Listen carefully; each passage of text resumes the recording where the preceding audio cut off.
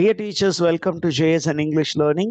We are with Unit 8 of the revised PGTRB syllabus, and we are discussing William Empson's 7 Types of Ambiguity, which was published in the year 1930, which is a very important text for new criticism, a type of criticism which believed in the autonomy of the text.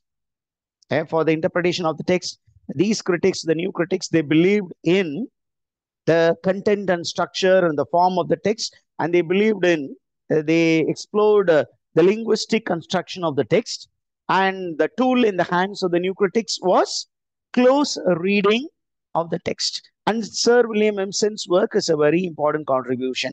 And our first type of ambiguity we have explored. Now we are coming to the second type of ambiguity. This type of ambiguity is caused by comparisons and analogies. Okay, comparisons and analogies which result in multiple interpretations. நம்ம comparison அப்படிங்கிறது சில நேரங்கள் என்ன ஆகும்னா it becomes bit ambiguous. For example, she is like a rose அப்படின்னு சொல்றோம். அப்ப what comes to your mind when I say she is like a rose? Simile. Simile. Illa simple. What is the explanation of that particular comparison? What comes to your mind when I say Miss X is like a rose?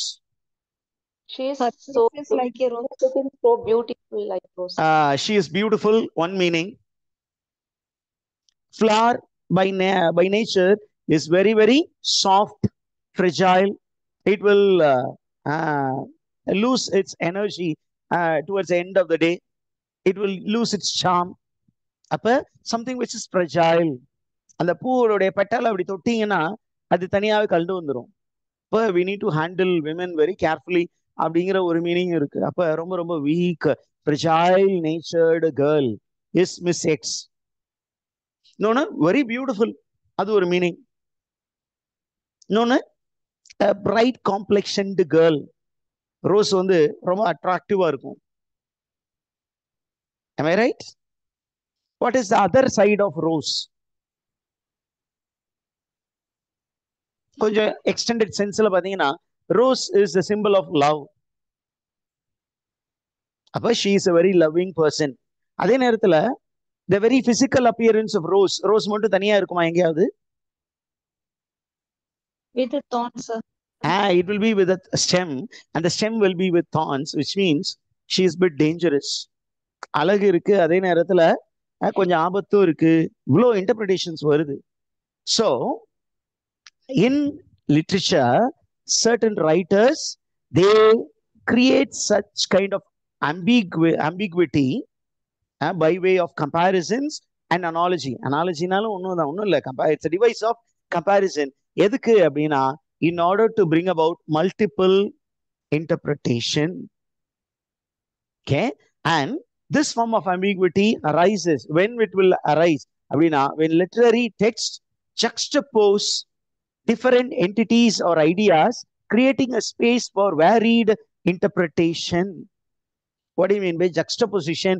அப்படின்னு கேட்டீங்கன்னா to place two different things side by side, two different ideas side by side. ஒரு பக்கத்துல ஒரு man, இன்னொரு பக்கத்துல Sun அப்படின்னு ரெண்டு விஷயத்த பக்கத்துல வைக்கும் போது இப்ப மேன் சன், அப்ப சன்னுடைய நேச்சர் என்ன அப்படின்னா it is burning.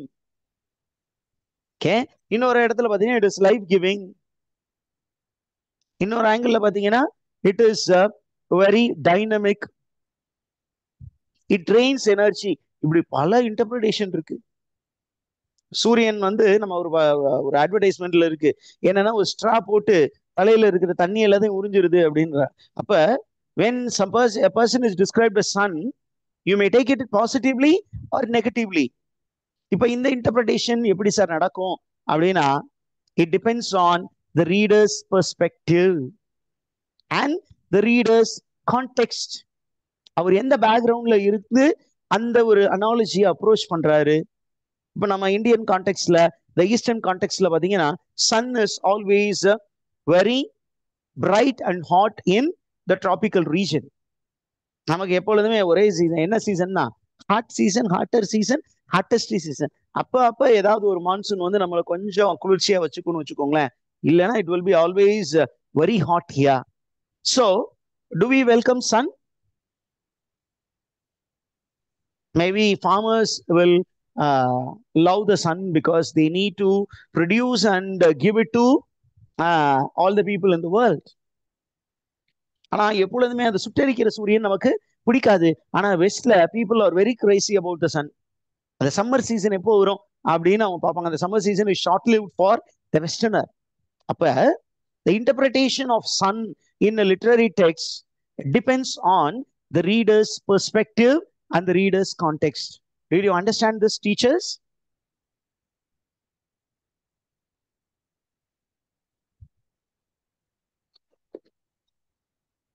Yeah, I think you understood. அதே நேரத்துல comparisons are used by writers not in a straightforward sense but in a layered sense. Why do they layer this comparison அப்படின்னா in order to make a text a very deeper one. Okay, to make a text a deeper one. And the common example that is cited by William Empson is that of a rose. Rose அப்படின்னு எடுத்துட்டீங்கன்னா it has multiple interpretation for multiple people, for different people from different contexts. For a lover, love is a symbol of love. ஒரு லவ்ல இருக்கிறவங்களுக்கு be it a girl or a boy, ஒரு ரோஜா is a symbol of love. It's a token of love. அதே நேரத்துல for a girl who is ditched by a boy, rose will symbolize frailty. எப்படி அந்த ரோஜா உதிர்ந்ததோ அந்த மாதிரி நானும் உதிர்ந்து போயிட்டேன், இன்னைக்கு அவனுக்கு வேண்டாம போயிட்டேன் அப்படின்னு பார்க்கும். இன்னொன்னு rose also symbolizes passion. For some, rose means pain.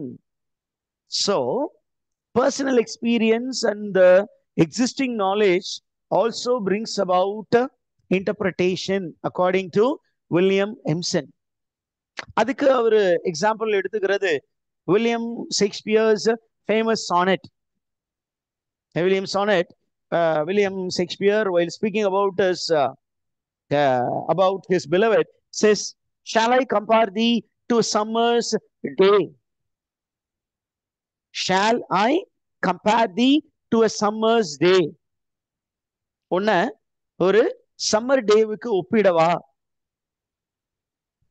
அப்படிங்கிறாரு. அது ஒரு இங்கிலீஷ் கான்டெக்ட்ல நீங்க புரிஞ்சுக்கிட்டீங்கன்னா வித்தியாசமா இருக்கும். என்ன அப்படின்னா, summer is a passing phenomenon in the western world. நமக்கு இருக்கிற மாதிரி சம்மர் வந்து லாங்கர் டியூரேஷன் இருக்காது. It may be some time 2 days, 2 months, 2 weeks, அந்த மாதிரி ரொம்ப ஷார்ட் லிவ்ட். எப்போ சம்மர் வருது எப்போ போகுதுன்னே தெரியாது.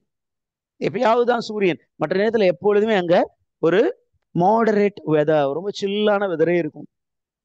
அப்ப அந்த மாதிரி ஒரு கான்டெக்ட்ல அவரு he is speaking about the passing nature of his beloved's attention that is given to him. Are you there, teachers? Did you understand? Yes, sir, understood. In that poem, William Shakespeare is speaking about the nature of beauty, the nature of warmth, the vibrancy and the transience which are involved. That's the thematic of the poem. Beauty is short-lived. The warmth given by the beloved is short-lived. Okay, the emotion that is given by the lady love is long-lived, but the emotions of the lady love is short-lived. இவங்கிட்ட அந்த emotion sustain பண்ணி இருக்கிறான். ஆனா அந்த lady என்ன பண்ணிட்டா, she is turning her attention to a young man. Triangle love இருக்கும் எப்பொழுதுமே அந்த ஷேக்ஸ்பியரின் சானட்ல பாத்தீங்கன்னா, there is a tension. William Shakespeare, dark lady, young man. William Shakespeare is attracted towards the young man. At the same time, he is also attracted towards the dark lady. And the dark lady is trying to take away the young man away from William Shakespeare because the young man is young and Shakespeare is little elderly. இந்த ஒரு tension இருக்கு. அப்ப to understand this poem, we need to understand the imagery which is used in the poem. We need to understand the imagery. What do you mean by imagery? The choice of words which create a particular mental picture. Imagery in சொல்லும்போது there are different types of imagery employed in poetry. Visual imagery, auditory imagery. Auditory na pertaining to sound. Olfactory, olfactory na என்ன? Pertaining to smell. இந்த மாதிரி நிறைய types of imagery இருக்கு. we need to come into contact with that. Okay, அப்ப imagery வந்து போயிட்ரியில மட்டும்தான் use பண்றாங்களா? இந்த அம்பிகுவிட்டிங்கிறது போயிட்ரியில மட்டும்தானா, ப்ரோஸ்ல இல்லையா அப்படின்னு நீங்க கேட்டீங்கன்னா அதுக்கு எக்ஸாம்பிள் இவர் சொல்றாரு, இல்ல இல்ல, ambiguity is possible even in prose. அதுக்கு அவர் எக்ஸாம்பிளா எடுக்கிறது எமிலி பிராண்டேஸ் வியூதரிங் ஹைட்ஸ் அப்படிங்கிற ஒரு novel. What type of novel? It's a gothic novel almost. இந்த தீம் ஆஃப் gothic terror அதுல இருக்கும். அதுல ரொம்ப முக்கியமான ஒரு கேரக்டர் இருக்கு. Who is the villain? The hero and the villain of the novel? Heathcliff. Heathcliff. Heathcliff. The description of Heathcliff is very, very ambiguous. Okay. He is an orphaned boy, and this orphaned boy is actually adopted by an Englishman and taken to his house. Okay. And அவனுடைய description பாருங்க எப்படி இருக்குன்னு. When he is described, okay, he is described as a person in gypsy appearance with a dark hair, dark eyes, and dark skin. A gypsy, and nobody was able to understand what he was thinking. He was such a mysterious person. And throughout the novel, if you find, Heathcliff longs for love, and he is very possessive. He is very, very possessive. There is a girl in that particular house, and Heathcliff falls in love with that girl because the girl is the only one who understands. There is also a boy in the house, the brother of the heroine. He tries to ill-treat Heathcliff, and Heathcliff does not like that boy. There is a girl who shows some affection, and the girl இவன் possess பண்ணி தன் பக்கத்திலே வச்சுக்கணும்னு நினைப்பான். And the girl என்ன பண்றா? She happens to visit a nearby estate, and there she sees a beautiful young boy, falls in love with the young boy, and settles with the young boy. And Heathcliff could not control that anger, and he tries to inflict pain on the boy born to his beloved and the other man who lived in the neighboring farmland. Okay, எப்படி தன்னை சர்வெண்டா வச்சு இவங்க அதாவது அந்த வீட்டுல இருந்த ஒரு பையன் வந்து இவங்க அப்பா, the adopted father dies, and the boy of the house, when he grows up, he tries to make Heathcliff a slave, a servant, and he humiliates Heathcliff. அந்த விஷயத்தை இவன் என்ன பண்ணும்? He wants to give back in turn, and his behavior is very difficult to understand. அப்ப when you look into the choice of words to describe Heathcliff, the behavior of Heathcliff, you sometimes think of Heathcliff as an animal, as a villain, and another time you pity with him as a tortured soul. As a tortured soul who is driven by uncontrolled passion. There is a beautiful scene in the novel, and the story சொன்னோம்னா ரொம்ப time எடுத்துரும். அவருடைய beloved has died, and she visits him in the form of a spirit, and he is all the time keeping the window open, asking the spirit of his beloved to come and be with him. A man who is almost tortured by his actions. அப்படியும் இருக்கு. So when you want to find the meaning of this particular ambiguity which is created, how will it be possible அப்படின்னா, it is by connecting yourself with the text and your own perspective. Multiple interpretation is possible only by the reader's experience, the reader's emotional intelligence to the interpretation process, and the context that the reader understands. இன்னொரு எக்ஸாம்பிளா William Empson எடுத்துக்கிறது என்ன அப்படின்னா T.S. Eliot's Wasteland, the Wasteland imagery. Wasteland அப்படின்னா அவர் சொல்ல வர்றது it's a multi-layered poem. Am I right, teachers? Yes, sir. It is a multi-layered poem. On one angle, people say that it is a poem which speaks about the quest for the Holy Grail. A quest for the Holy Grail. Holy Grail, the chalice that Jesus Christ used during the Last Supper is considered to be a very productive one, a potential one. அந்த Holi grail எங்க இருக்கோ அந்த இடத்துல நல்ல fertility இருக்கும். அப்ப அந்த ஹோலி கிரெயில தேடி ஒரு நைட் வந்து போறாரு. ஏன்? Because his place, his land has become dry. So he goes in church of the Holy grail.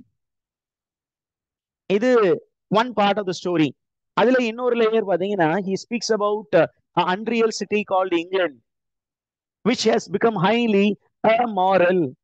எந்த moral ஸ்டாண்டர்டும் ஃபாலோ பண்ணாம அவ்வளவு அசிங்கமான ஒரு life style, where the city itself has become corrupted, the lifestyle of people is corrupted, okay, the mind of the people have corrupted, there is only vulgarity and ugliness to the core. அந்த மாதிரி இருக்கும் பொழுது there is something which is absent.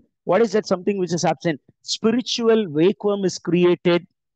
அப்ப wasteland does not mean about barren land. He is also speaking about the barrenness of the spirit. இன்னொரு விஷயத்தையும் அங்க பேசியிருப்பாரு. என்ன அப்படின்னா because of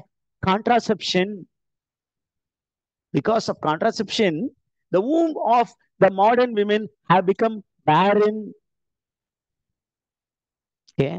ஏன்னா அந்த டைம்ல தான் பாத்தீங்கன்னா நீங்க அந்த போயத்தோட கான்டெக்ஸ்ட் படிச்சீங்கன்னா that was a time when contraceptive measures were invented and women started using it to a great extent, and there was no productivity in the world. Okay, what makes life meaningful is productive, not biological production alone, intellectual production. When people became very narrow-minded, when people became utilitarian, okay, there was no productivity in all spheres. அத பத்தியும் அந்த poem பேசுது. அப்ப Empson என்ன சொல்ல வராரு? By the second type of ambiguity, which is caused by ambiguous comparison and ambiguous analogy, he says that the literary or the textual literary experience is enriched. Did you understand that, teachers? Yes, sir. Okay. Now we have to move on to the third type. Let me take some 3 minutes and then get back to